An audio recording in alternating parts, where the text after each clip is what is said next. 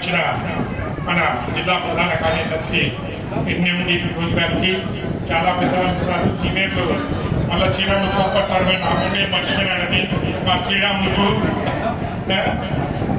అందరికి చాలా మంది ఉన్నారు వేదిక మీద. అందరికీ జిల్లా కమిటీ మెంబర్స్, ఇక్కడికి వచ్చిన తెలుగుదేశం నాయకులకు, కార్యకర్తలకు, మహిళలకు అందరికీ నా హృదయపూర్వక నమస్కారాలు. తెలుగుదేశం పార్టీ గురించి ప్రత్యేకంగా నేను చెప్పవలసిన అవసరం లేదు. స్క్రీన్ మీద ప్రతి ఒక్కటి కూడా గత ప్రభుత్వం ఎంత అరాచకాలు చేసిందో, ఎన్ని కేసులు పెట్టారో, ఎంతమంది మరణించారో అవన్నీ కూడా వివరంగా తెలియజేయడం జరిగింది. కాబట్టి దీన్ని దృష్టిలో పెట్టుకొని భవిష్యత్తులో మనకు తొందరలోనే స్థానిక సంస్థలకు ఎన్నికలు వస్తాయి.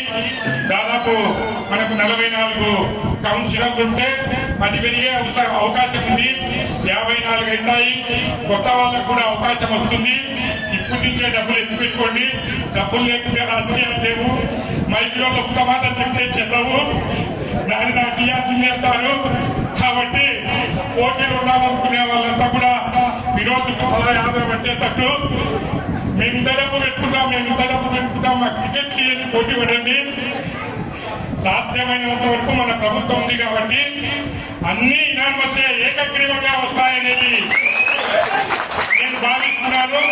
దానికి ఫరూక్ అన్న గారు అయితేనేమి, ఫిరోజ్ గారు అయితేనేమి కృషి చేస్తారని చెప్పి ఖచ్చితంగా ఇనామస్ వస్తాయి. అప్పుడు పాపం వీళ్ళ బాధ చూడాలి, ఎవరికి ఇవ్వాలో ఎవరికి ఇవ్వద్దో. డబ్బులు అంటే కొంత ఫిల్టర్ అవుతుంది. నేను అంత డబ్బు పెట్టుకోలేదు లేని అంటారు.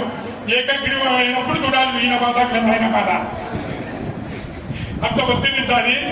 ఏదేమైనా కూడా మీరు కూడా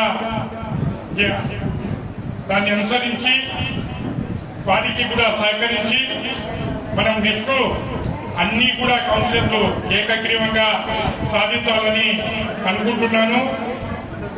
పార్టీ ఎంత కష్టాల్లో ఉన్నా అసలు కొన్ని సందర్భాల్లో అయితే తెలుగుదేశం పార్టీ ఇంకెక్కడైతే అయిపోయింది, క్లోజ్ చేసుకోవాల్సిందే ఆఫీసు అని కూడా మాట్లాడినారు. లాస్ట్ కు చంద్రబాబు నాయుడు గారిని కూడా అరెస్ట్ చేయడం జరిగింది.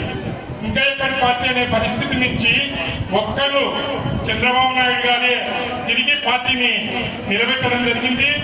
దాని తర్వాత అగ్నికి ఆద్యం తోడైనట్టు జనసేన పవన్ కళ్యాణ్ గారు రావడము, బీజేపీ కూటమి రావడము, మళ్ళీ ఇప్పుడు ఒక్క స్తంభం మీద ఒంటి చేత్తో నడిపించిన లోకేష్ కు ఈ రోజు జనసేన నాయకుడు పవన్ కళ్యాణ్ 2వ స్తంభమైనాడు, 3వ స్తంభం బీజేపీ అయింది, 4వ స్తంభం లోకేష్ అయినాడు.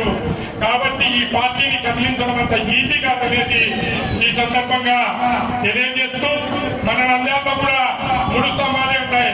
1 ఫరూక్ అన్న, 2 ఫిరోజ్, 3 ఫయాజ్. 4వ స్తంభం ఎవరు అనేది ఆలోచన చేయాలి. ఉంటే ఇంకా బాగుంటుందని ఈ సందర్భంగా తెలియజేసుకుంటూ, ఆలస్యంగా వచ్చినందుకు మన్నించవలసిందిగా కోరుకుంటూ, నాకు వేరే అర్జెంట్ కార్యక్రమం ఉండడం వల్ల నేను ముందు మాట్లాడాల్సింది వచ్చింది. తర్వాత మన శ్రీరాములు గోవిందు మాట్లాడతారు. మీకు భోజనం ఆకలినంత వరకు మాట్లాడతారు, పార్టీ చెప్తారు. అందరికీ నాకు ఈ అవకాశం ఇచ్చినందుకు ధన్యవాదాలు తెలియజేసుకుంటూ